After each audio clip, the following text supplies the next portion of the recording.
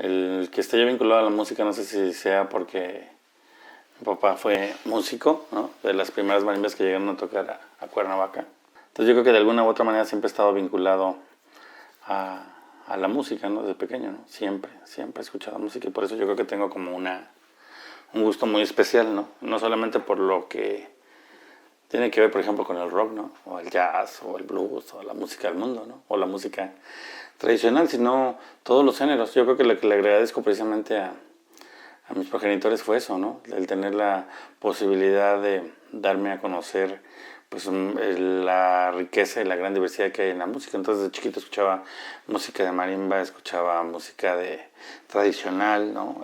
Música en inglés que también le gustaba a mi mamá. Yo creo que la única conexión con el caso del rock es que a mi mamá sí le gustaba, no sé, desde Elvis Presley a los Rolling Stones, ¿no? El trabajo ya en el periodismo cultural se remite a 1993, ¿no? Si lo queremos ver así como un punto de partida, en el primer momento en que me publicaron un texto. Entonces a mí me llamaron para escribir un suplemento cultural, ¿no? Porque no había en ese entonces algo que se enfocara como al consumo de los jóvenes. Entonces ni yo me sentía reflejado en los periódicos, ni en la radio, ni en la tele, ¿no? Como que no habían esos contenidos. Eso me obligó de alguna manera a llevar mis discos o a ser invitado a programas de radio, ¿no? Algunas veces de tele, hay anécdotas así que pues, aparecían programas de tele de aquí local y no sabía ni por qué, pero tenía que ver todo con el tema de la música. Entonces ese suplemento, sin pretenderlo, se convirtió en un referente en los jóvenes de esa época. Yo mismo lo promovía como tipo fanzine. O sea, yo utilicé el método del fancinero en un periódico. Sacaba las copias de los ejemplares, los llevaba al Chopo, los llevaba a las tocadas, los llevaba a diferentes lugares con la intención de poder compartir esas experiencias, ¿no? Entonces a partir de ahí empezó un trabajo, vamos a llamarle serio, de dar cuenta concretamente del tema de las culturas juveniles, que se me hacía un tema que no estaba desarrollado. Yo creo que había una radio para adultos que le hablaba de usted en Morelos, aquí, en el cuadrante, en AM y en FM, y cuando llega Factor 100 es cuando aterriza el discurso y se lo pone y le habla de tú a tú, cara a cara a los chavos, ¿no? Entonces yo creo que ahí empieza como toda otra forma, ¿no? De generar una identidad en los chavos. Estaba caliente todo el asunto de la solidaridad con el STLN, la caravana, ¿no? Surgen géneros musicales como el ska, el hip hop, se diversifica el rock en nuestro país y a partir de ahí, de esa estación de radio, soy invitado a un proyecto nuevo que tenía también poco tiempo, que era Radio Universidad, ¿no? Que decidimos nombrarla como UFM Alterna en su momento, precisamente no para quitarle su nombre, ¿no? Yo creo que una radio universitaria tiene siempre su carga y su institución, pero si hay algo que tiene que ver precisamente con una radio que tiende a una diversidad, ¿no? Que tiene que ver con su comunidad estudiantil, pues lo más importante es su comunidad juvenil, ¿no? O sea, estás hablando de 20,000 alumnos, ¿no? Entonces, creo que el papel de llegar a un medio de eso se tenía que ver precisamente en atender a diferentes sectores, no solamente al académico, al investigador, a la sociedad a la que sirve, sino también a los estudiantes. Tocar música que no se toca, darle la voz a quien no le daban la voz, promover lo que no se promueve acá, todo lo independiente, alternativo, lo hicimos nosotros a través precisamente de esa estación de radio. La creación, ¿no? Las escuelas de arte, la llegada del SEMA, de la misma Facultad de Artes, de las academias de música, ¿no? De Freddy Martínez, por ejemplo. Se hablaba por ejemplo, mucho del jazz, pero todos los músicos que vivían de jazz aquí en Cuernavaca no eran oriundos de aquí, eran gente que venía a radicar y muchos de ellos tocaban estándares de jazz.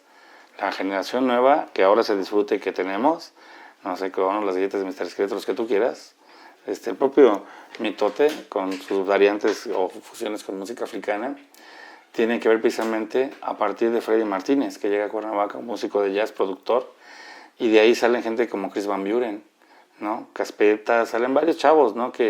Omar Vázquez, que son ahora como los tutores o referentes de la nueva generación de jazz, donde está Tony Ansúrez y todos los que ya conocemos, ¿no? El hecho de darle no sé, la atención al artista independiente es fundamental, ¿no? Yo creo que en un contexto local nosotros tenemos que regionalizar este tipo de necesidades Y en el caso de los medios educativos culturales como una radio universitaria o la radio del Instituto Morelense de Radio y Televisión, tienen que atender a su diversidad, tienen que preocuparse por generar un contenido, tienen que preocuparse por hacer una comunidad, por invitar a la gente a que sea partícipe de esta comunidad.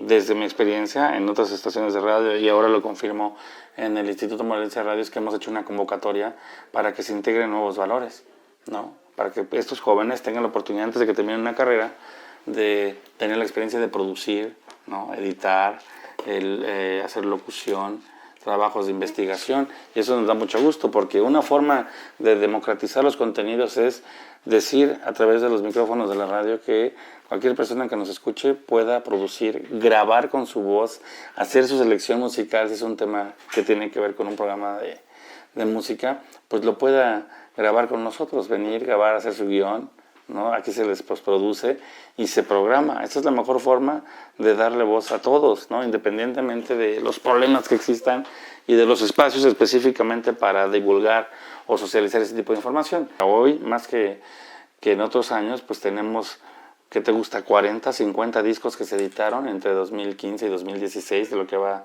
y de muy buena calidad, con muy buenos productos. Eso no pasaba.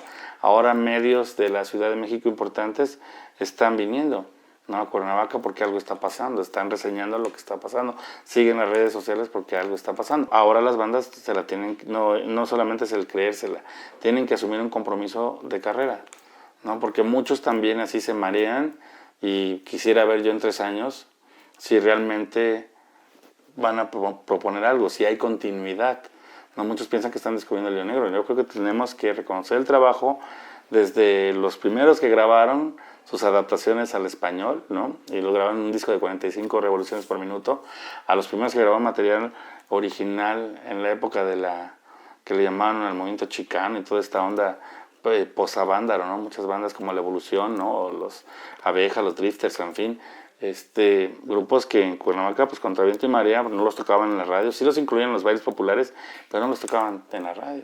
Y en Cuernavaca empieza otra camada, ¿no? De hacer música original a diferencia de sus antecesores. Por eso te digo que es importante ir reconociendo esto para que ahora podamos tener así como una cartografía o un mapa sonoro de cómo suena y a qué sabe Cuernavaca en la música, o Morelos, ¿no? Para ser más ambiciosos, ¿no? Entonces ahora se dan las fusiones, los chavos ahora van de la música tradicional, del jazz, de la música de concierto, del rock, y pues cada vez sus propuestas se vuelven más eclécticas, ¿no?